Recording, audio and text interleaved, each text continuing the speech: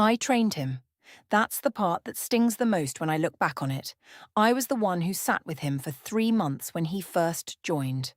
I showed him the systems, the clients, the way things worked. I answered every question. I shared everything I knew.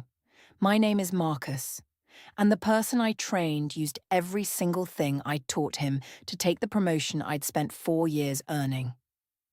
This is the story of what happened after, and why I'm glad it went exactly the way it did.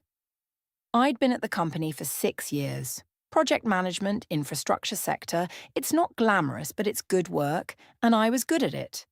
I'd quietly built a reputation for being the person who got difficult projects over the line. My manager had told me on 2 separate occasions that I was being considered for head of projects when the current head retired. Then we hired someone called Craig. Craig was younger than me by about 8 years.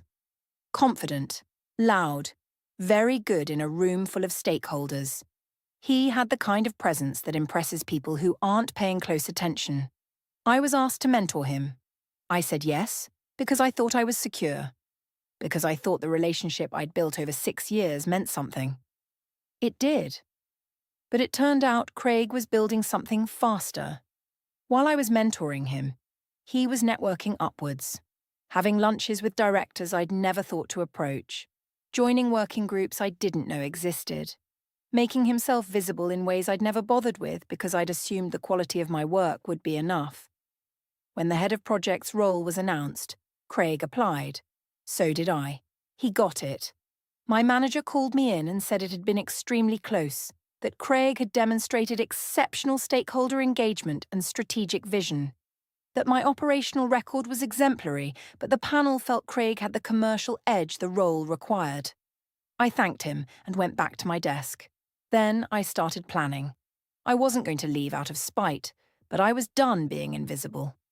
I reached out to a director I'd delivered a major project for 3 years earlier. I asked for a coffee. We talked. He introduced me to 2 people at a competitor firm. Within 6 weeks, I had a job offer, senior program director, a step above the role Craig had just taken. My salary went up by 22%. My title went up. My commute went down. I handed in my notice on a Tuesday morning. Craig looked genuinely surprised when I told him. I think he'd expected me to stay, quietly resentful, making his job easier by continuing to be good at mine. It hadn't occurred to him that I might simply leave and go somewhere better.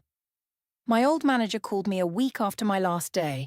He told me they were struggling to backfill my role, that it was proving more complex than anticipated, that they hadn't fully realized how much I'd been carrying. I told him I appreciated the call. Here's what I've come to understand. No company owes you recognition. That's a hard truth. But it also means that when a company fails to recognize you, you're not trapped.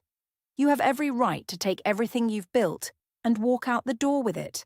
Sometimes the best revenge on a workplace that undervalues you is simply becoming someone else's most valuable person.